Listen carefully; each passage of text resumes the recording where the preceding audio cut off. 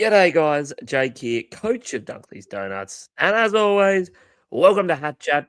We're here after round 18 with episode 158. And I am here with two of your favorite Hat Chatters this week.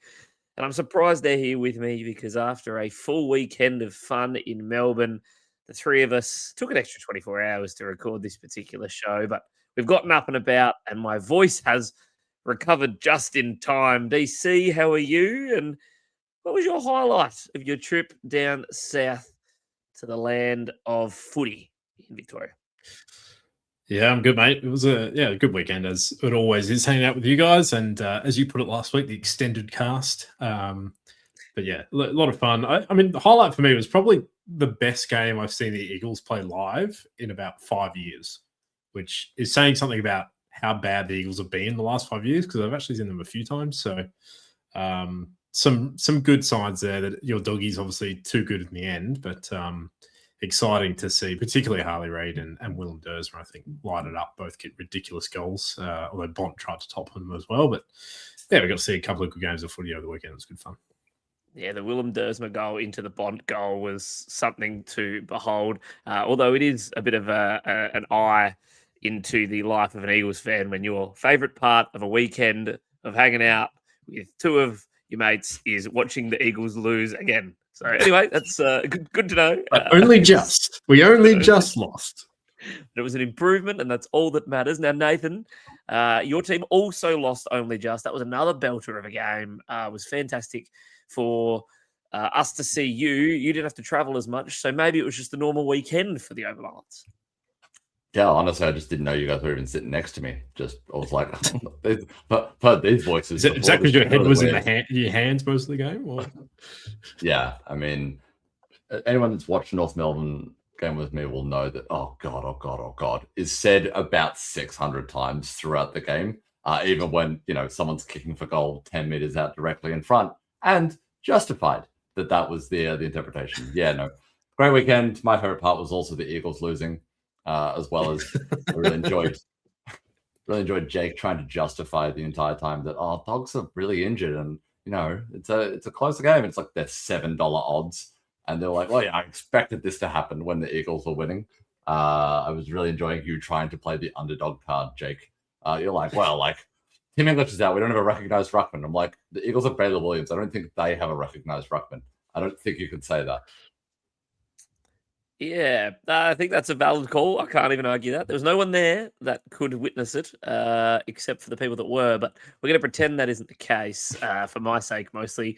And look, I mean, I guess I may as well keep my favourite part as the Eagles losing, aka the Dogs winning. No, that wasn't the most enjoyable game. I actually thoroughly enjoyed the Friday night game for a plethora of reasons. It was so competitive, genuinely went down to the wire. Could have been a Cooper Trembath pack mark and another celebration at Marvel for us on a Melbourne trip. But alas, not the case. And a quick non-Hat Chat related favorite part of the weekend, I absolutely obliterated my 5K PB for no good reason. On no sleep. What else could I possibly put? That was outrageous. On no sleep and plenty of beers. So you heard it here first. Signed, sealed by the biomechanist DC. Beers equal running faster. So that's exciting news. I'm sure that's what I said, but you can go with that. He said faster. I mean, yes. Yeah, I would say you obliterated your 5K PB. We obliterated a couple of wineries on Saturday afternoon. That was also a lot of fun. Obliteration all round. All right, boys. What about our fantasy prowess for the weekend? Our round ranks are all 4 digits and are all round about 5K or better. So it's probably one of the better rounds for the podcast, which is great that we're able to enjoy so much footy.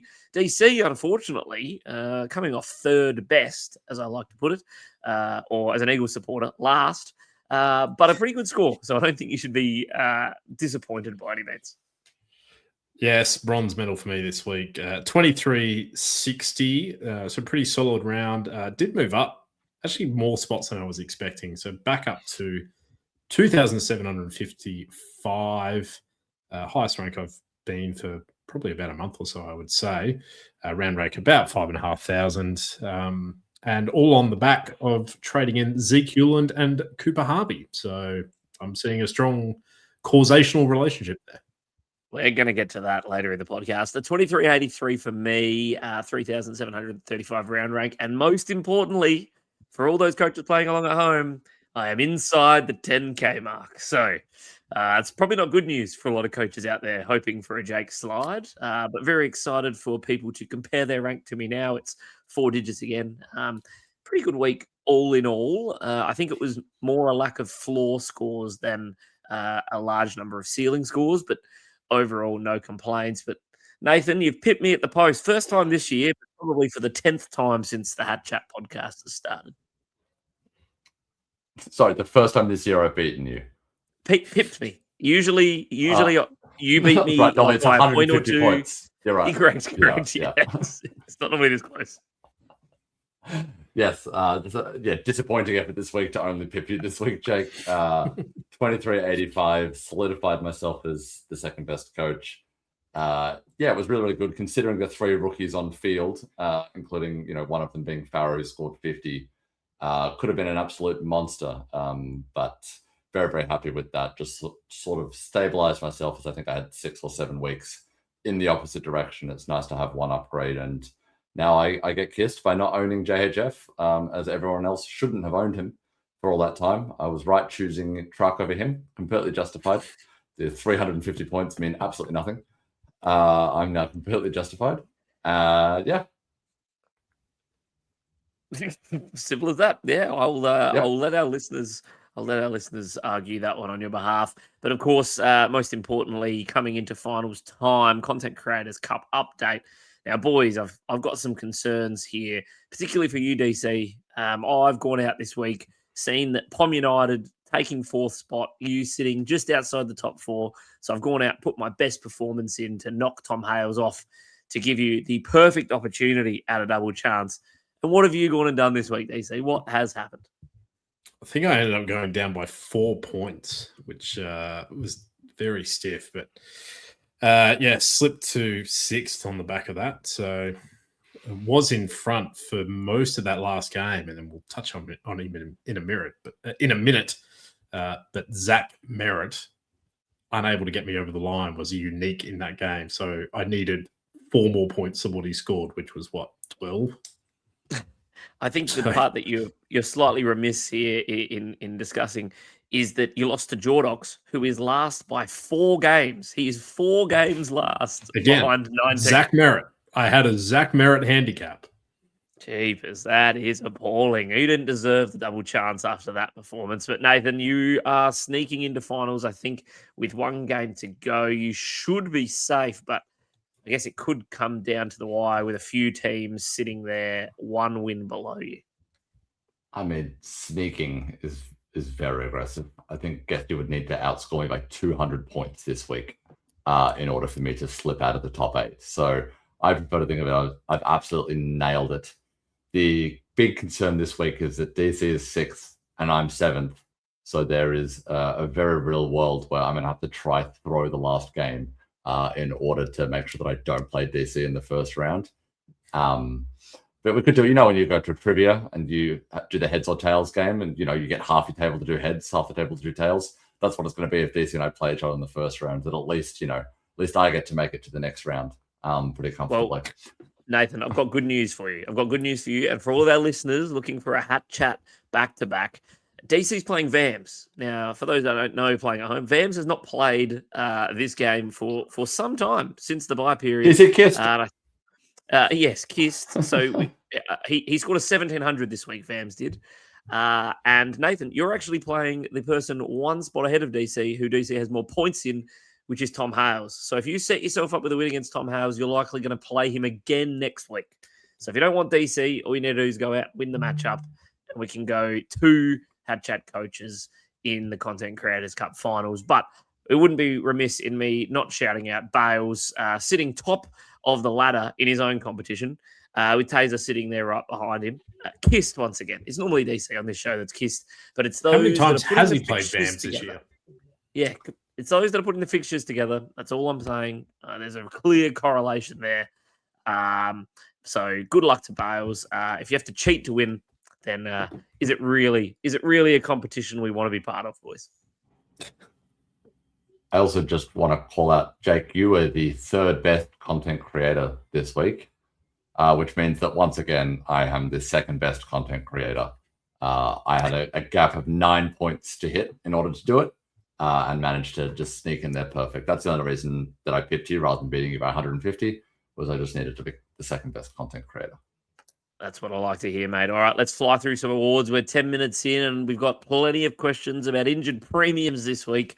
So the Baz Nass Award for Stud of the Week, boys. No Baz or Nass to see, DC. So you've gone the other end of the premium to rookie spectrum. Yeah, stuff having 22 or even 23 premiums. I'm going to bring more rookies on field, because if they all play like my boy Aperol Fitz, who scored 106 with 30 plus touches, then I'm going to go pretty well. Yeah, much needed score on the Sunday. But I was worried I was going to slide pretty hard. Big reason why I was able to make a bit of a jump this week. Absolutely. You'll take that every single week. Nathan, you've gone with a man that I think will make a few teams happy with the performance on the weekend. Yeah, Roma, just another terrific performance for us on the weekend. Given we don't know necessarily when TDK's back yet, he just needed to go bang, bang, bang for owners that went on him a little bit early last week. So absolutely repaying the faith, and it's nice to have someone in the forward line you can actually rely on for once. Yes, no, absolutely fantastic, and hopefully a couple of weeks away for owners out there. And I'm going to give it to a man for his first time in the Donuts side this season on absolute debut. Will Ashcroft, 142, absolute jet. Great to own him. Great to have him averaging that in my side, and hopefully can see a few more weeks of that. Although it did make me realise something, because a big shout out to Will Ashcroft, not just from his fantasy performance, but I don't know if you guys saw the celly that he did with the Children's Hospital painted fingernails. Excellent stuff, like amazing stuff as a human, which I really appreciated. And what it made me realise is that the saying is true, and I'm sure a lot of our fantasy brethren out there will appreciate this, but nice guys do finish last. And I'm saying that because, you know, Bailey Smith, not in my side. Jordan DeGoey, not in my side. I'm really all about the nice guys, and Will Ashcroft is the epitome of that. And I think that's me sacrificing my fantasy score this year, just to make sure that my team is nice guys only. That's what I'm putting out there. And I will, in that vein, be trading Bailey Smith in this week and testing my theory for once and for all. Melican Awards, though, duds of the week. DC, Sorry, about that. Do you have Rankin in your side? It's only fun if I can make it work for the bit, Nathan. It doesn't. You can't go. I mean, I didn't even through my go. side. Pretty sure Nathan is well aware of that. You've got JHF in your team. I didn't even go down that route. You make a valid point. I'm just saying, if I look at my side as a whole, feels like they're mostly good blokes. And that's mainly because I'm trading Zak Butters out this week. So I can finally make that point. But anyway, DC, you're going to get to it, a whole team. A whole team. They've copped it enough, but not enough in DC's world. Yeah, just giving it to Essendon. Like, what are they doing? Like, I heard during the week that Dean Solomon apparently is upset that he hasn't been asked to interview for the job. So he responds by putting their best player and their one trade asset in the forward pocket in Zach Merritt, who, 6-time, 7-time best and fairest at Essendon? Like, why wouldn't you play him in the middle for the last 6 rounds of the season, show everyone how good a player he is, and get 3 first-round draft picks for him in the offseason? Instead, you put him in the forward pocket and leave him to rot, and you might get a bag of chips for him at the end of the year. It makes zero sense to me. So, Dean, stop your whinging and maybe have a look in the mirror as to why you're not getting asked to interview for the job. Because at the moment, they probably would be better off going for James Hird. It sounds like Dean Solomon should have got this award and not Essendon as a whole. But I don't know. Just all of them. They just need to sack the caretaker coach. That's where they're at as a club. I'm also starting to think that this is just anti-Essendon coaches. Firstly, he was up against Brad Scott having the tactical nous of a rock. What does that mean for Dean Solomon, Dees? I'd never liked Kevin Sheedy either, to be honest. The whole scarf waving thing back in the day, ridiculous. Nathan, you're not going to give it to a coach, are you? I don't know that I can handle that. No, but he probably should quit to become a coach. Petrarca, again, I'm ready to name the award after him. Just ridiculous how he's, even as a forward, you should be scoring more than 62. When I have to decide this week whether I put Lombard on field or Petrarca, I've lost all respect. Just a terrible performance, and I'm stuck with him week in, week out.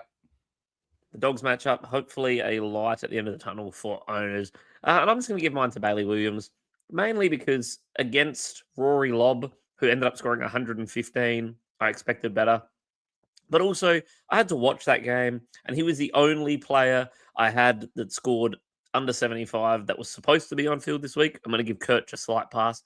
And the fact is, the player you just named, Nathan, I would have been better off fielding Leo Lombard than Bailey Williams against a ruckless Western Bulldogs, who are always an easy matchup at the best of times. So just a bit of a rocket. He's hopefully only in my side for another week or two. He's been okay. He just could have been so much more, and we saw that again on the weekend. So we're going to move. Dogs really missed a trick there with no Tim English in the team. They really missed the trick by not putting Bailey Williams in the ruck against Bailey Williams. That would have been extremely better. I wonder if that's ever happened in the history of the AFL. We were talking about numbers being matched up against each other, but I wonder if the same names has ever gone head-to-head in the game. But let's get into some questions. And how can we start the question-asking segment without going to our friend Braddles? Now, he has started, as normal, Hey Legends, i.e. DC, Nathan, and the one whose name I can't remember, which... Thank you, Braddles. We will explain that a bit later. He wants to know if the premium injury curse will never end. Yes, it won't, based on current data. And also a quick question for Nathan this week. Do you have any advice on how to create a hit post? I just feel like you'd have some key insight on hitting a post.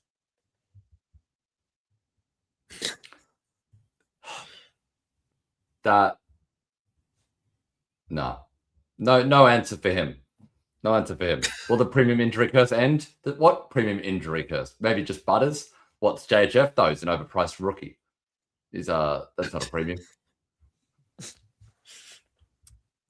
DC, any thoughts or comments for Braddles? Oh, just hello to Nick Lucky. You bastard. I feel like we need to provide some kind of context. We had a random... Nick Larkey hits the post.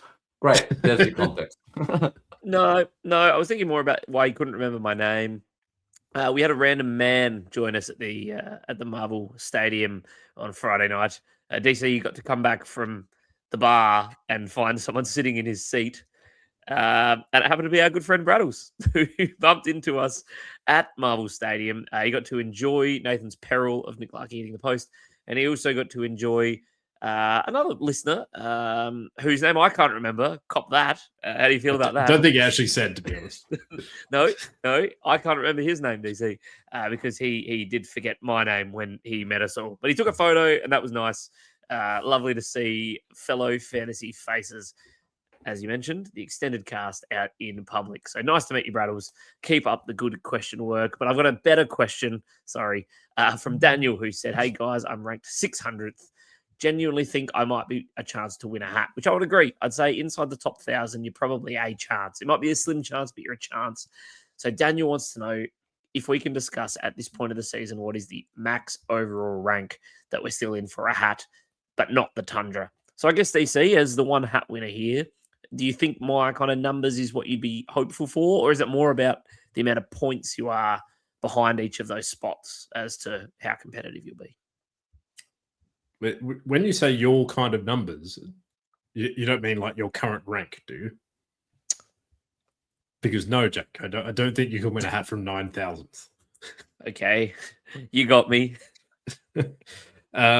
Yeah, I think it's probably more the number of points you can make up per week. So if your team's in a really good spot, you might be able to make up 100 points per week on 100th, but probably more likely sort of 50 odd points. So I reckon if you're 300-ish points back from 100th, you might be able to close that gap, but you're really going to need to probably have a bit of luck and then nail your captain scores, get a few big rounds in there. So not impossible, but I think, difficult if you start getting out past 1,000. And obviously, the closer towards the end of the season we get, the closer you need to be.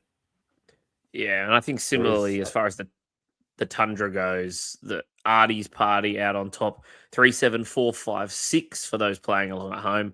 I think the top 20 are the only ones within 400 points there. So that's probably the number. Now, obviously, at 100th, you've got a lot more players around you that are still making up a gap as well. So it is technically easier to make up a gap up the top, just because if they have one or two dud scores or really big misses, they can drop away quite quickly. But I'd probably say if you're outside of the top 20 or so, Nathan, you're probably not in the hunt for the Tundra. What do you think? I think anything can happen, but you'd need to be willing to. Anything can happen. Almost anything can happen. Everything is 50-50 apart from the chances of Jake winning a hat. That one's 100-0. I've looked at Daniel. I think that if you're going to be in the top 20 and win a hat, you have to absolutely swing for the fences now, and you're more at risk of dropping out of the top 100 than you are of winning a hat if you go for that. So I think in that sort of a situation, play it relatively safe as someone who was, maybe in the top 20 in round 15 or 16 and then ended up losing a hat. It might not be a good opportunity or good experience. I've tried to look for where Daniel might be. I've found only one Daniel around that range, and he's 616th. In bad news, he has Petrarca on field. And even worse news, he also has Lombard on field, so he can't even bench Petrarca for Lombard. But he doesn't have JHF, but he's got Butters. So I think the opportunity here is to think about creatively what could you do with Butters and the cash or a Petrarca as well, to see what could you do to be a bit more unique. He's got Fitz on the bench. Maybe you bring a rookie on field this week to see how things could work to try to take a bit more of that punt. All right. Love your work, Nathan. Good job finding him. Hopefully that's you, Daniel, and all the best. Now, you've got Oliver in front of you, who is ranked 417th, and he wants to also know who the best players are to trade in for Butters. I think they've said not officially season ending, could make it back for round 24, although very unlikely. Shame to see both for our fantasy teams, but just any player go down with that style of injury. But Oliver's specifically looking for players that are unique with a good run, DC. He wants to know, are we worried about Merritt? I think you've already answered that part. He said he could trade him out, but would much rather trade Petrarca, which is what you've covered, Nathan. So I guess Butters goes. Butters goes. Which of the two are you prioritizing, and any unique players with a good run that you're keeping your eye on? Yeah, I mean, the obvious unique players with good runs, whoever is playing Essendon this week, and that happens to be GWS. So mentioned him earlier in the season. I'm sure quite a few people have jumped on by now, but someone like a Clary Oliver, I reckon, might be a decent punt you could take this week if you want that sugar hit straight away, if your team's otherwise in a decent position. I mean, he's not unique, but Baz does have a really good run home as well. So preempting some of the following questions, I think you do need to jump on him over the next couple of weeks. Otherwise, he's probably going to burn you in the last few rounds. And we saw what guys like Neil and Ashcroft did this week to Essendon. So I think if you can target those matchups, if you've got all your rookies off the field and a bit of that sideways sort of action, trading out of guys that have got tags coming up or tough matchups and trading into guys that can drop a ceiling score. I mean, those sort of moves could make you 50, 100 points in a week sometimes. So they'd be the sort of things I'll be looking at. Brisbane with another easy matchup this week against the Eagles as well. So if you didn't jump on Will Ashcroft, he might be a decent option as well. Yeah, I think the ones, as far as uniqueness, I've seen in a lot of trades this week have been Will Day, Jai Newcomb with the Essendon-Richmond back-to-back matchup. They're not guys that I love. They're not guys that I see high scoring for the remainder of the season. But with two very juicy matchups, you certainly could attack those if you're bullish. I guess, Nathan, any other names that you think of? And as a clear Petrarca owner, would you by chance trade Merritt over him just because of the positional difference, or are you still pro track out even against the Dogs? This is a really tough one because Merritt, if they persist with that remotely in that position, he's not getting remotely close to what you paid for him. Petrarca, you just know what you're getting, which is a 60 to a 70. But, in the forward line, that might only be 20, 30 points off the top, whereas a Merritt, that's 50, 70 points off the top, particularly if you can go to like a Baz or something. So I actually think I'm trading Merritt out first, unless I hear something in the week. I don't have Merritt, but I would be trading out first, unless I hear something in the week about our bad. Turns out Merritt quite good at getting the ball. Maybe Dean Solomon does get sacked during the week. Yeah. They put him in row L instead of, row ZZ that he was, given how close it's likely to be for the Essendon football getting down there. So I think it's a trading out of Merritt before Truck, and options this week. Yeah, I think Watchcroft, you've missed a few ceiling scores from him, so I'm worried that's a bit points chasing if you're going there, but I still think he's relatively unique in the top 1,000. For me, it's about who's got, those good 2-3 weeks there, and if you need to go someone a bit cheaper, maybe you get an extra defender or an extra forward for the week and go a Roberts or a Rankin is what I'm looking at. Yeah. Even with the potential tag for Rankin. Yeah, no, I like it. I think, you still got to look at guys that are hopefully top 6. You're probably not trying to bring in guys just for a couple of weeks sugar hit, although there is a couple of exceptions, particularly if you're able to use someone as a 23rd. I think that's where the wheel day becomes a little bit more appealing. If you can use him for the 2 weeks, knowing that somehow there's no carnage for 2 weeks, he can be your 23rd, then I don't hate that, although I obviously would prefer that with a defender or forward if possible. Just the yearly reminder that, as you just said there, Jake, like someone that's top 6 or top 8, that's top 6 or top 8 for the last 6 weeks of the season now. Like, it doesn't really matter what they've done for the season up till now. Project ahead, look at the matchups. If you can foresee a few 120s, 130s in there for a player, there's probably a pretty good chance they're going to be top 6 or top 8. So, look at the matchups, and this is where we really need to start looking at that run the most, I think, over the course of the season when we start getting down the last 6 weeks to a month. At what point do we start thinking about I guess I'm wondering at this point, do you go for those of us, not like me, but that are kissed and don't have 3 rookies on the field, those with completed teams?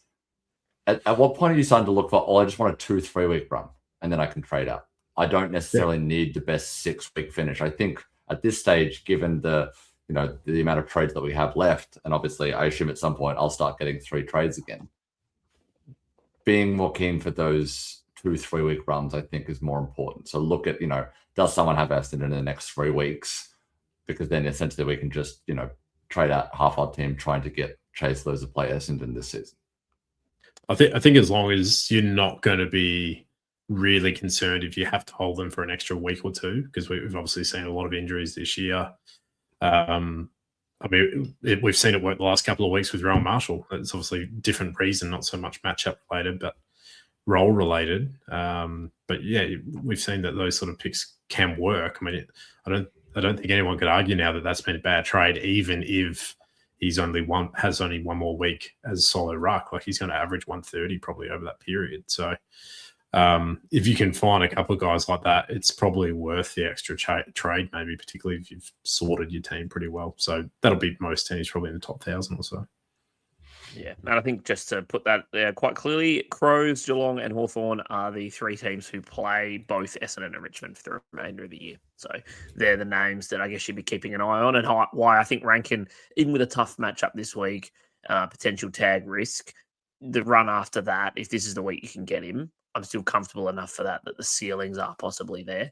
Although I agree, the inverse of what you said is also true, DC. If you can envisage a couple of 50s for someone because of a tag, that's just as much reason not to jump on them, unless they've also got the same potential for the ceilings. Well, I think it's probably also the reason to jump off someone. Like, if you've got a really highly owned player and you can sideways that player to someone with a couple of much better matchups, that's the sort of thing I'd think about doing if you've got the luxury to do that, particularly this week where a lot of teams are going to be dealing with injuries.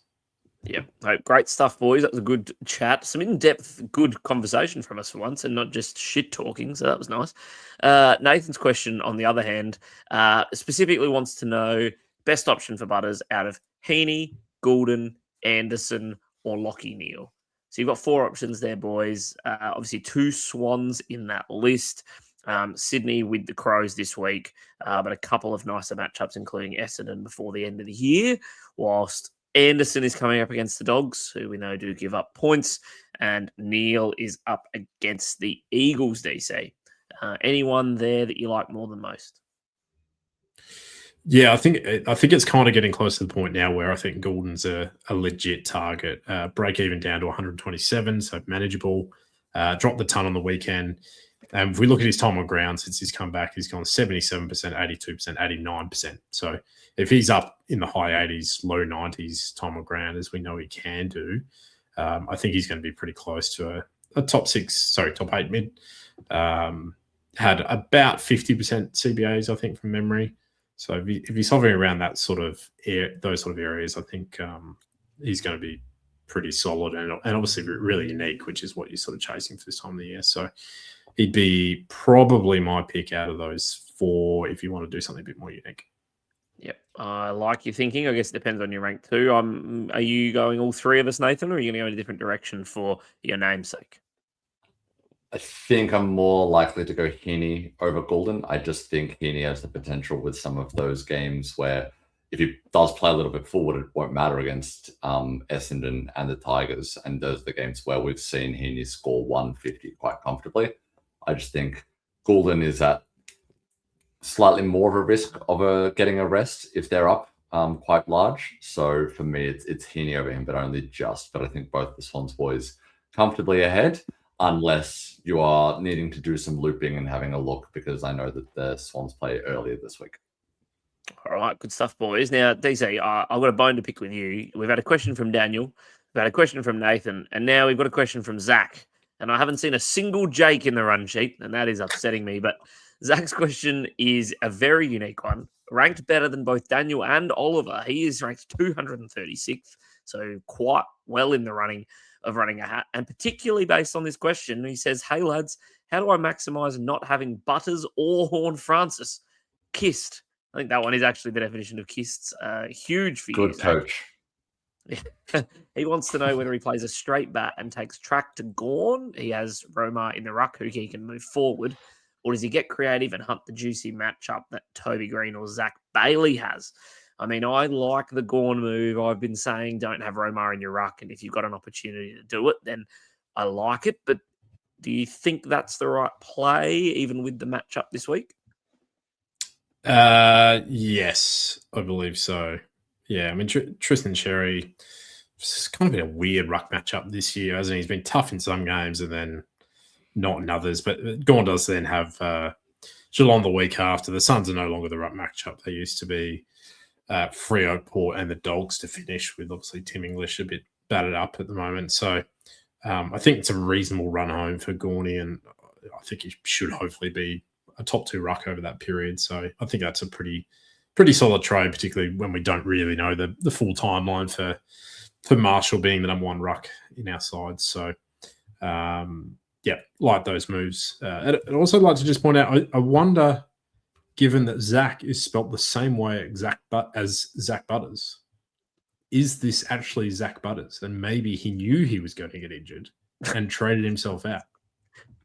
I mean, it does feel like the kind of thing Zak Butters would do, based on my own opinion of him. So, I mean, I Runs for his don't own want to say I'm a grandma for conspiracy fancy theorist, hat. but it could have happened. could have happened. Yeah, I think it's Gawn for me is the clear option there. It's the sort of one if you're outside the 1,000, okay, maybe you go a bit riskier, but 236, if you've got a good team, which you do because you don't have JHF, I think there's still the opportunity for you to. There's a few more weeks where you need to hit 6s. It's not necessarily at this point in the season. I don't think you need to go and swing for the hills, because I think you're still playing it quite safe and let those in the 100 make the mistakes to allow you to get in there, particularly over the next few weeks. If things don't go your way, then sure, start bringing in some more uniques. But I think that's a perfect way to improve your team. I think the Cherry matchup this week, I think North's game style has a lot to do with the scoring of rucks against them as well, in terms of Trembath going into that first centre clearance, and then immediately afterwards those 2 switch as well. And there's a moment of time in a period where the Ruck Gorn won't have a matchup essentially as Trembath goes forward. And then Cherry goes into the middle as well. And it's getting quite close to, if it goes the other way, it's actually quite difficult for those two to make the switch that they need to. So North, I think, will be a pretty good matchup for opposition Rucks going forward. Nice. All right. Well, the only other thing I'll add to all of that is, whilst Melbourne has a pretty neutral end to the year, couple of good, couple of bad, Nathan will hate to hear the best run of the next 4 weeks for Rucks is Darcy Cameron.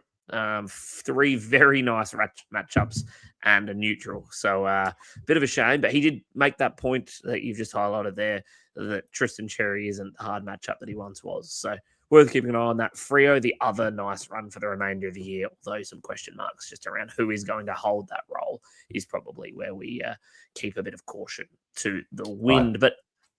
But Fine, bring in Sean Darcy. Not what I was saying. Tim's question comes back to kind of exactly the point we were highlighting there. He said, do we prefer the guys on a hot streak and more recently proven, even though they've got hard matchups like a Naz or Rankin, or do we prefer guys with the easier Bombers matchup but not as good form, such as a Lockie Whitfield or Callahan, obviously assuming Lockie Whitfield plays? He said, assume these will be common choices for people with Noble, Butters, JHF type outs. So, Deese, I mean, you've already talked about it a little bit here. I guess you have to look at it holistically, but I probably lean to picking the better players, noting that they might have better flaws. But I guess it really depends on how good the run is, I suppose. Yeah. I think it's a balance of both, isn't it? Like, I don't think there's a straight answer to that question. Obviously, if you've got someone that's in incredible form, I mean, look at someone like Sheasel or Ashcroft at the moment, like the form there, it doesn't really matter who they're going to play. They're going to score well the way they're going. I mean, Baz and Dacos have obviously been like that for most of the year. So if you have the opportunity to get those sorts of guys and you haven't got them in your side, then go for it. But if you need to save a little bit of cash and there's guys that are a bit cheaper with really tasty matchups, and that is absolutely an option. So yeah, I'm not really sure I have a straight answer, but I mean, what do you guys think on that sort of thought process? I think Whitfield, not as good form is because of his, concussion. I think he's had 3 sub-100 scores in the last 3 or 4 months. So he's not like he's in bad form, just hasn't been up to his. I think if Whitfield plays, he's the number one for me. Unless, and I would take a look at, I think Naz averages 117 against wherever he's playing next. So for me, it's, do you think Oishin is going to Naz? If you do, stay away. If you think he's going somewhere else, I'd be all in on Naz this week, because I think Geelong, if they don't take him, we'll just let him go, because they don't need to do anything to him in order to win. Yep. Nope. I like it. And I think, Naz versus Rankin, I think very different kind of profiles. Like Rankin is still probably a 95 to 100 guy, whereas I think Naz is hopefully a 110 guy. And obviously there's a different price there to consider as well. But I think we have to consider. And Naz is a good bloke. But nice guys finished last. So it really depends on the character versus Hat's chances. That is something okay. I really like. Keep JHF then, Jake. Keep him. Yeah. Keep him. I am. I will be. I hope some people will. I've got to have some kind of balance, is what I'm learning. That nice guys alone isn't going to be enough. But I'd like to see the correlation. Anyway, DC, I'm more furious now, realizing we not only have a Daniel, Nathan, and Zach question, we also have a Tom question, and still no Jake questions. So, Tom, apologies, but that apology should go to us for having such a terrible name. Hopefully, most of our listeners listened to us last year and appreciate that joke. And don't just think I'm all the listeners like, jeez, Jack, come on. Go listen to all of last year's episodes and you'll be on the same page. He is still without Baz. I'm sure they will. Or can he fade another week? Windy and Garcia likely going to Baz and Holmes. I mean, DC, if that's the trades this week, I think you probably just do it. Although interesting to lock the trades out, bang up at the start of the round. I mean, I guess, can you fade him? Yes. I guess, do you want to fade him? Probably not. What do you think? Yeah, just to clarify, I think he's saying that Windy and Garcia are likely to go and play on Baz and Holmes. I thought that was his trades. That was his trades. I was like, two really unique Saints players to 2 Geelong players. I mean, does make more sense. I'm very tired. I 100% thought that was the trade, and I'm like, yeah, tick, great. This We is see why Garcia I write the run sheet. going to Baz and Holmes. Yeah, I mean, yeah, good trades. Good stuff, Tom. No, good point. 2 big upgrades. Although I'm not sure you'd be trading Garcia at the moment. He's been awesome this year. But Two yeah, defenders, one defender and one mid to a defender and a mid. It just made sense. If you can get Baz this week, then I don't think you need to overthink it due to a little bit of attention. I think his run for the rest of the year is really good. He's clearly going to be a top 8 mid. So if you can do it this week, then absolutely tick it off. I think it's a nice week to do it. If you've got Butters, it's a pretty easy move. But if you've still got a lot of other problems with your team that you need to be fixing up, I wouldn't say you have to do it this week. It is probably what I'll be doing though, and I'm in a situation where I've still got multiple rookies on field because I keep copping injuries, including Bailey Dale as well, someone who we haven't touched on, out for 5 weeks too. So, yeah, so tick it off if you can do it this week is basically what I go with. Here's a question from Jake. If you could get Baz, Sorry, what's your name again? Done. You heard it here first. It's Jake. Just like me, who was going to get Baz this week, I can do that through a number of means, but probably just a slight rookie downgrade would be enough. Would you take the haircut on someone like a Bont if it meant you could get a Roma even for 1 or 2 weeks with that Geelong ceiling? Or would you go all the way to the top? Because I think I was just locked in Baz all weekend on the basis that the reason I've slid at times this year is missing out on the ceiling, guys. But I kind of look at that sometimes and go, but if I get Baz, I can't get Roma. And whilst I don't think Roma will be amazing the last 4 weeks, this week could be absolutely anything. So is that the right way to get the ceiling, if that makes sense? Yeah, it's a good question. I mean, yeah, I think Roma could legitimately be a captain option this week. I mean, he's just dropped 2 130s. He's got one of the easiest ruck matchups in the game, if not the easiest this week, at GMHBA as well, which is a small ground. So, yeah, there's a lot of ticks there. As you say, it's just whether you can deal with the fact that it might be a short-term play. But if he drops you a 150 this week, you got the VC on him, it probably almost makes it worthwhile. So, yeah, tough question. If you can find a way to get Baz next week, that's probably more my consideration. If you can't do it this week, is how are you going to get him in? So if you can see a path to making that happen, then I'm fine with that move. Beautiful. Well, Simon Snout's question. If you can go like a Heaney or a Goulden and a Marshall, then I'd be more, because I just think the Bont is not as unique in that area. I think going a Heaney, Goulden, and a Marshall is probably a nicer option for me there, just because I think they're more likely to, push Jake out of the top 10,000 so that we get more of our coaches in. Thank you, Nathan. Simon Snout's question is very similar, so I'll throw that to you. He says, if all I can afford is Holmes and Will Day, moving Butters and Sarong is on field, so trading him as well, is that passable? So Holmes and Day, or does he go Baz and Cheapy, just like I was talking about as my initial thoughts? Well, I think before we do that, let's chat about Will Day and Newcomb, because I think those are probably the two cheapy mids that a lot of players will be going potentially Baz down to. They've got a great run. Is that enough to justify the potential that they might average only 90 over the next 3-4 weeks for you? Is it enough to go for two of those players that definitely won't be best 22 and you're probably trading out in 3-4 weeks, but have a good run and could be having some pop scores? Because they pop another 60 for you. It's not like you can go, this was unexpected. I don't think I'd even consider Nuke. I don't know about UDC. Not only is he, 30, 40K more expensive, but what's he had? He's had a full year, and I think he's had 4 tons. I mean, Will Day's had 2 tons on low tog in his 6 weeks. And whilst we know he's not a prolific scorer, I just think he is a better scorer and he is cheaper. So that's my take, is that I wouldn't even consider Nuke, but I'm okay with the day pick. I don't love it, but I'm okay with it. Yeah, similar. 826K for Will. Definitely, yeah, cheap, but not crazy cheap. So he'd probably be the one I'd go for out of those two. I agree with you, but it's not something I'd be doing. It's not as though you're paying 600 K for him, and you feel like you're going to get a 130 there. Like I think he's probably with his low tog still going to be that sort of 110, 120 at absolute most sort of ceiling.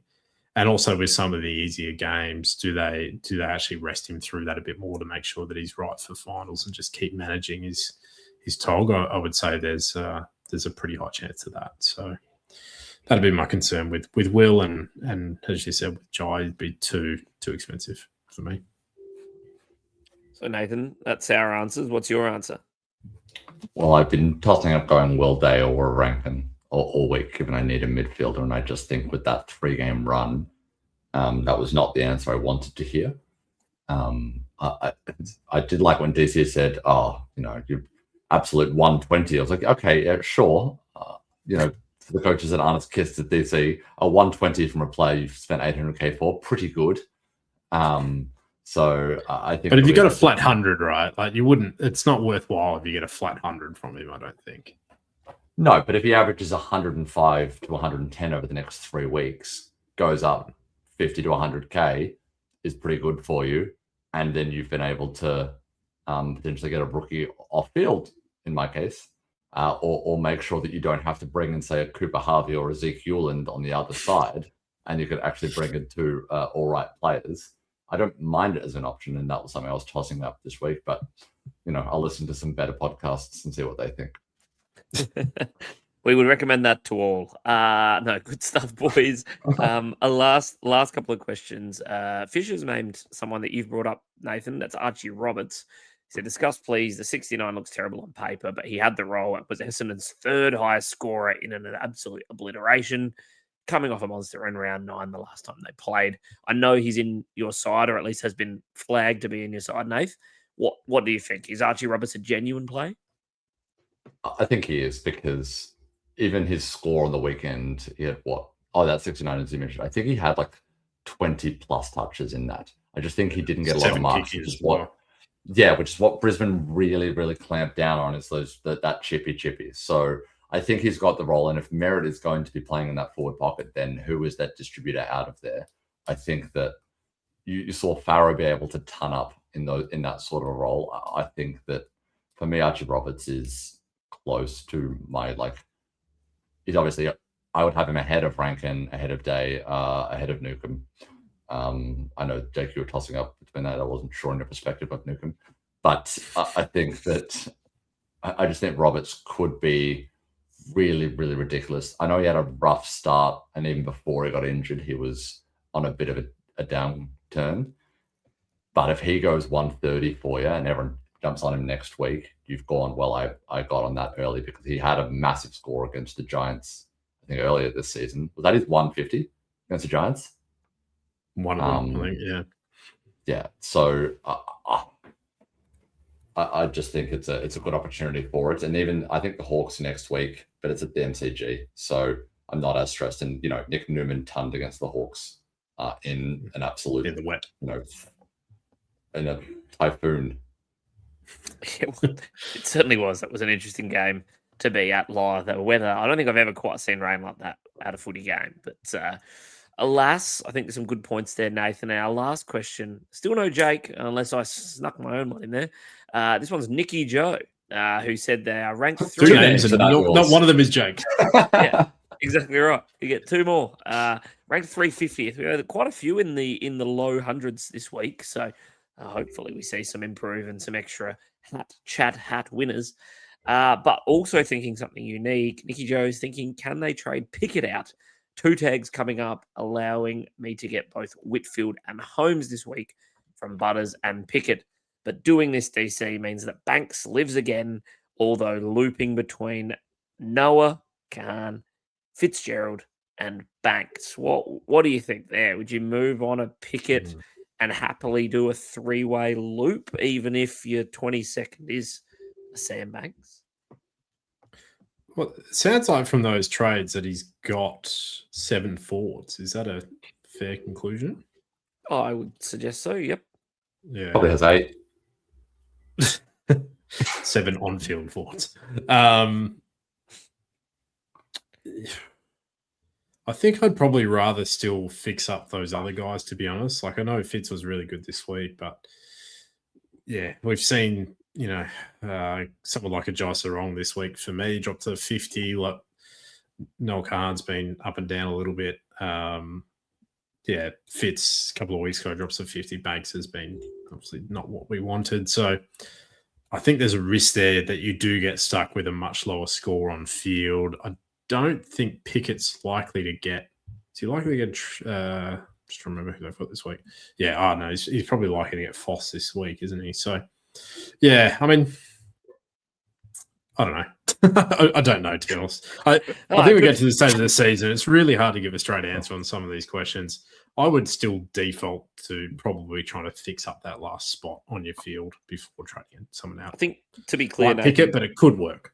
Yeah, the challenge here would be that by moving Butters sideways based on who he's getting in, there's 50 or 60K left over. So you're not getting Banks or Noah or Fitzy up to anyone good. Does that mean you'd take a haircut on the Butters in to improve that spot? Or do you lean to the opposite, basically saying you've got 3 guys for the loop, hope one of them hits, and get the other player that you really want? I mean, I'll start my monologue with I don't know rather than this getting to the end of it and then saying that. For me, I do like this move. I think it's good. Ideally, I would have a look at who can you get instead of Holmes. Like, how hot are you on Holmes? That I would love to see Khan play first on that Friday night, because Sam Banks against, I would be more comfortable putting Fitzgerald on field instead of Banks, just because against Hawthorn is the sort of one that could be a 30 or a 50 if they decide to lock down him and he doesn't necessarily have the role. I think that if Khan can put up an 80 for you, great. And if you're confident in Fitz, then do that. I think Banks is a very, very risky one. Whereas I think Fitz, there'll be quite a lot of coaches with him on field this week. I definitely will. And particularly with a couple of the injuries that we've had, I think it's likely that he does that. So I don't mind that as an option. But if you can wait and instead of getting a home, get someone else in around that price that you're also happy with, where you can wait until the Friday night game to make a better decision, I'd be doing that. Yeah, I like the concept. And I mean, the reality is you could loop all 3, Khan in your back line, Fitz in your midfield, and then move Banks to whichever one you like the least, depending who you're going with. But you're right. If you're locking in both your trade-ins, you're kind of pretty hamstrung. And Whitfield, if he plays last game of the round, he's probably the one you want. So I'm with you. I think I'd prefer to get the guys you want in.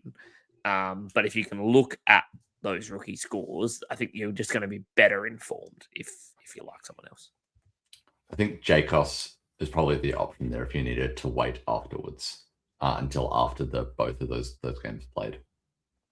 Yep, beautiful. All right, boys, good stuff. Now, DC, I'm going to disappoint our listeners. Obviously, we're a day delayed on our regular pod, which also means we won't be doing a Wednesday night YouTube. So we're going to bring forward everyone's newest favorite segment, the DC segment. What? Newest. Yours isn't new. It's existing. It's their newest favorite segment. But his gets priority up first. So everyone's turned off because of his segment. And then I get, Well, I think it's fair to say last week we had concerns that people turn off ad trade or spade. So we just wanted to make sure it was included. Everyone felt. We've only got 5 listeners left. We can't exclude those. What are you going to do? And apparently, they're all ranked about 300 as well. Yeah, so of course it is the blind rankings, which we're moving from Wednesday night to Tuesday night. And with the theme of a couple of those last questions there, we're going to go with blind ranking 6 players who you might be able to take a punt on for the last 6 rounds. So a cheaper player, someone that's highly unique that you can pick, and maybe there'll be that 23rd option for you or throw up a few ceiling scores to push you up the rankings. So we and obviously ranking. Well played. Yes. Great way putting the question order. You're getting better at this. You're hunting for my job. It's almost like I've done 158 podcasts, Jake. Jake, I'll also help us out here. I've done some research. McCluggage is 707K. In case that comes up. So yes, obviously number 1 being the best option. So first option is, and shout out to Brett for this question actually, is around Mason Wood.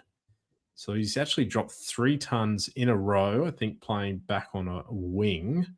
I'm just pulling up his price. Relatively cheap, I think. I think he's in the 700s. 739k. So where would you guys rank him? As a forward, obviously. Gosh, this might be one of the harder lists. It'd be very interesting to see how deep cut DC's pools are here. So he's gone 108, a wing, 110, sorry, no, 111. a wingman who's been very, very up or down previously, has had previous huge ceiling scores. A wingman who's playing at GMHBA against Geelong. Like, how many do we have? People do we have, these? 6. I'm close to 5 or 6 here, Jake. I'm good with 5. Yeah, let's go with 5. All right. 5 for Mason Wood. So I think that's probably a no then to Brett's question, the way you guys have answered that. He's got more 40s than Farrow does. Yeah, I mean, I think he has played a bit more as a key forward for a lot of this year, but yeah, clearly playing in a more fantasy-friendly role recently. A guy who's good to factor in, I think. Yeah, maybe 23rd. It's quite expensive still for a 23rd, though, isn't it? Correct. Guy who's cheaper again, but has been an out-and-out premium for us in the past. Dylan Moore. Obviously, we've spoken about the Hawks run, and shout out to Stefan, who's asking about Morey. So average 73 for the season, but as we mentioned, they've got the ridiculously soft finish to the year, going into the Tigers and Essendon the next 2, and then into the Hawks. Sorry, then into the Hawks, into the Roos. Yes, he's playing an intra club. 100k cheaper, better run. He's got to be higher on the list. I don't know that he's top notch, but maybe third, Nathan. I'll say third. All right, third option for Dylan Moore. Now, Nathan, this one's for you. God damn it. One of your boys, one of my boys, one of everyone's boys. It is not Cooper Harvey. It is, of course, Mateus Philippou. Dropped a ton on the weekend. He's back in the CBAs. Was on fire early in particular. Has basically hit 50% CBAs the last 2 weeks since he's come back into the side.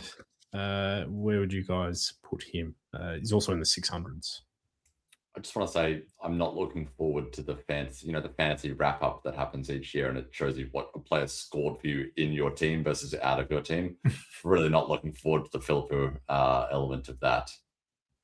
I think he's a real option if he's done this before, right? Where he's just come in at the last minute off a rest. He's just come in and sprinted at the back end of the year as well. It's like he's only his contract year, but only in the last 6 games of the season. It's like he auditions for midfield role in the last element of it each year. For me, I think it's 2, Jake. I just think that with the opportunities in the midfield, same price as Dylan Moore, more upside from his role, and his floor scores have been on injured or low tog games. He's still been putting up 70s the majority apart from that 15 he scored against Sydney off 78% tog, but apart from that, absolutely correct. Apart from me fielding him for that 15, it's been a really rosy journey with Philippou. After which he then got dropped for 4 weeks, but let's just forget about that altogether. Apart from that, he's been pretty safe. That's the best thing he's done to me and my team was get dropped, because that way I had to get rid of him. So number 2 for the poo. It's appropriate. There was no intent around that, but well played. Now, going to one of the trades of the season, I would say. Yes, Zitpots. Zig Hewland this week. One of the great trades that only good coaches did. Scored, I think it was 23 in the first half, maybe. And then with a 50-plus point second half, obviously playing more halfback, has gone 3 pretty good scores in a row, including that 140-odd. Is he still an option? I think the biggest thing here is he's coming up against the Dogs this week, which means it could be absolutely anything. Obviously still making a plethora of cash.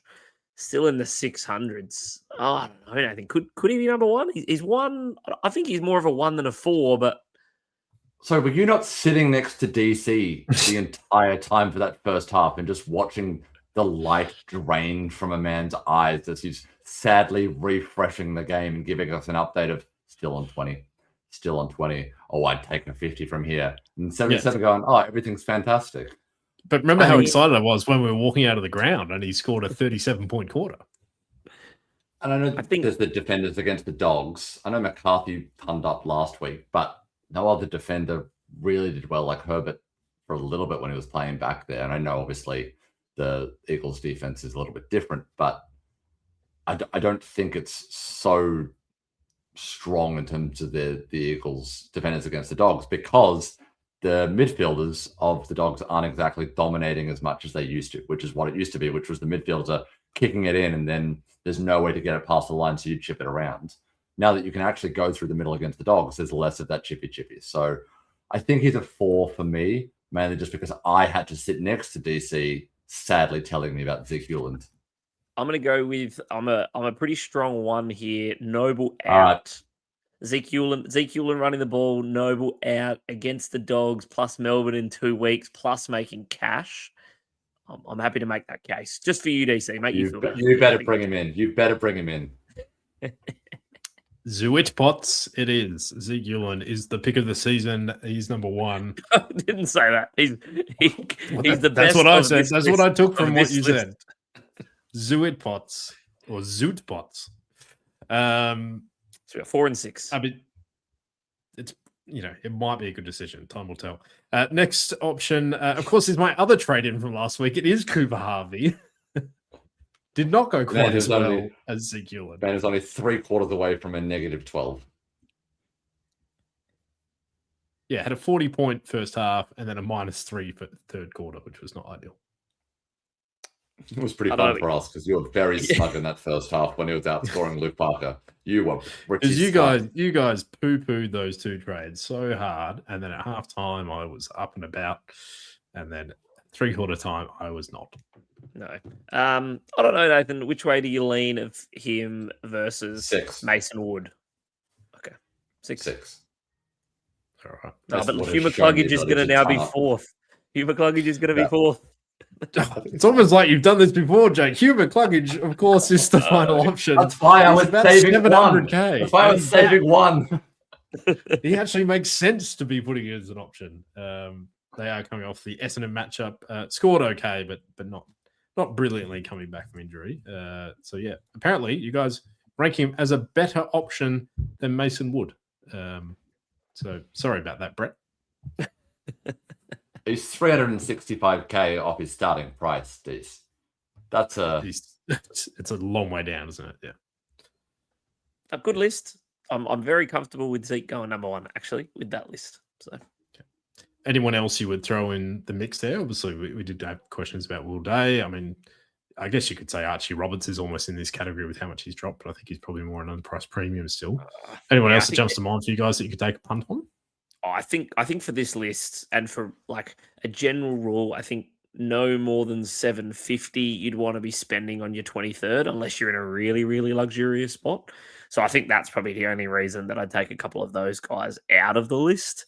I guess current form, someone who's very unique name to be throwing out in the list, but particularly because of the injuries and pretty sure I move a bit further behind the ground. Blake Hardwick. An aim on out as well. If he plays in the back line there, 730k with the Hawks run could be really, really nice. Yeah, that's probably the one name. That's probably the one name I'd add to that list. C-Mac, maybe, probably the other. I know he's technically almost an underpriced premium in that forward line as well. But with that run, but again, how much are we going, oh, what a run. Not all of them will score 200.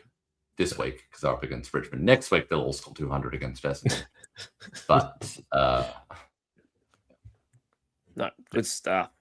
All right, DC, thank you for our favourite newest segment. And, of course, perfect way to segue into our favourite oldest segment. Over to you, Nathan. Don't do a quantifier. No, just leave it at favourite segment. No. Sorry, you can do one thing. And welcome, ladies and gentlemen, to that thing, which is the only segment that matters. Trade or spade. Trade or spade, let's play. It's back and here to stay. Trade or spade all night. DC and J, see the light.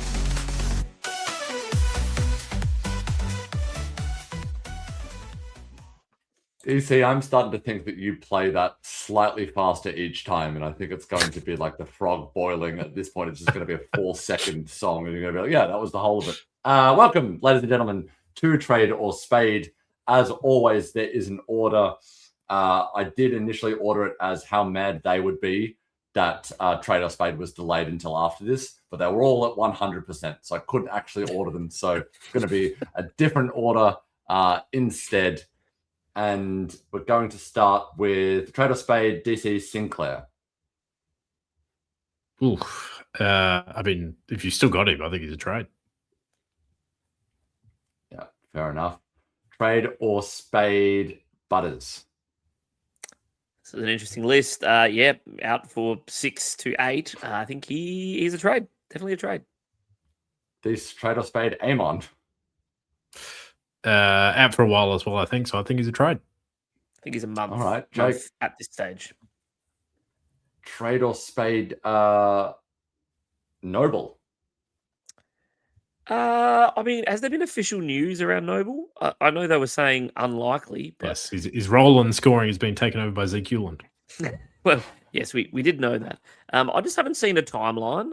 So, pending timeline, he could be a spade. But obviously, if it is more than 2 or more weeks, you should trade him. This Trade or Spade, I don't know, it's Sam Flanders. I mean, that TPP is useful, but I think he probably is still a trade. All right. Jake, Nick Martin, Trade or Spade. Nick Martin. I mean, I've got him in 2 keepers. At this point, you should be stashing him for next year, but in your classic side, you've held on this long. Just spade him. Spade him all the way. DC, Jamie Cripps, Trade or Spade.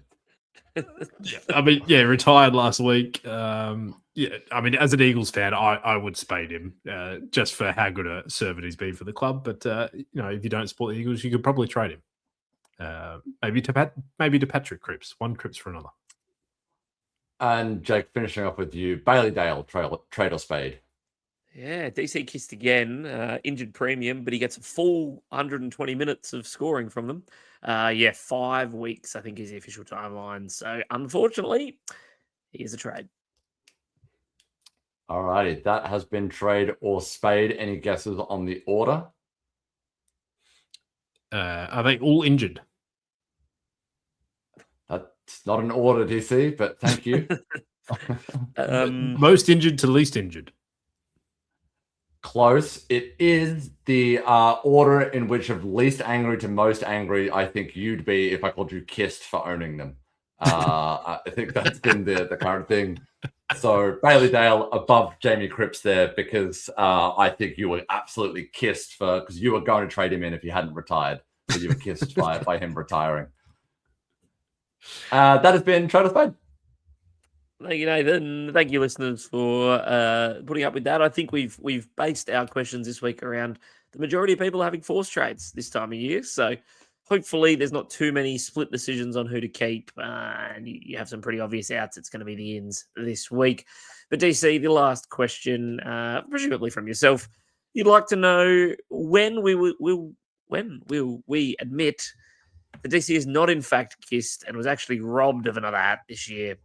Look, I would say we may have considered that prior to the time you traded in Cooper Harvey and Zak Butters, but it feels credibility may have fallen out. Move, Jack. Hat winning move.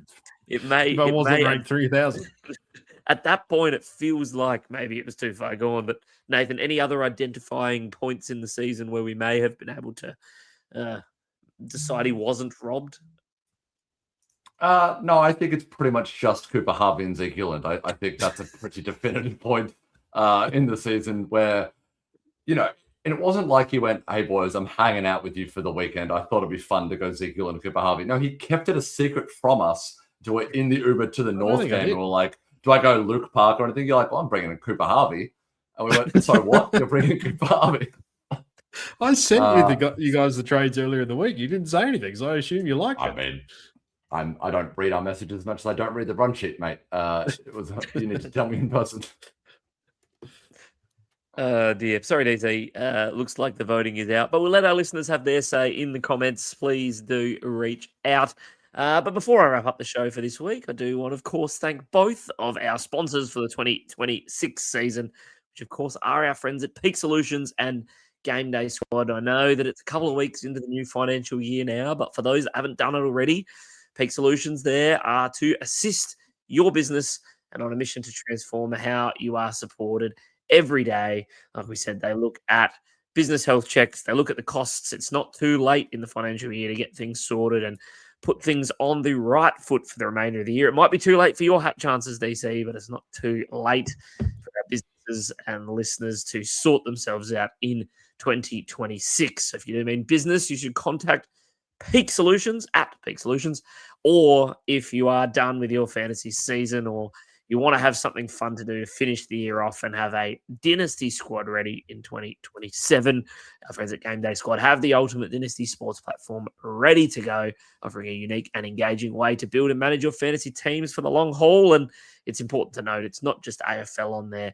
There is a number of sports that you can enjoy if you get around the cricket in the off season like you do, Dees, or if you want to follow the AFLW Women's Aussie Rules as is listed on the Game Day Squad app, which is now opened as well for the year.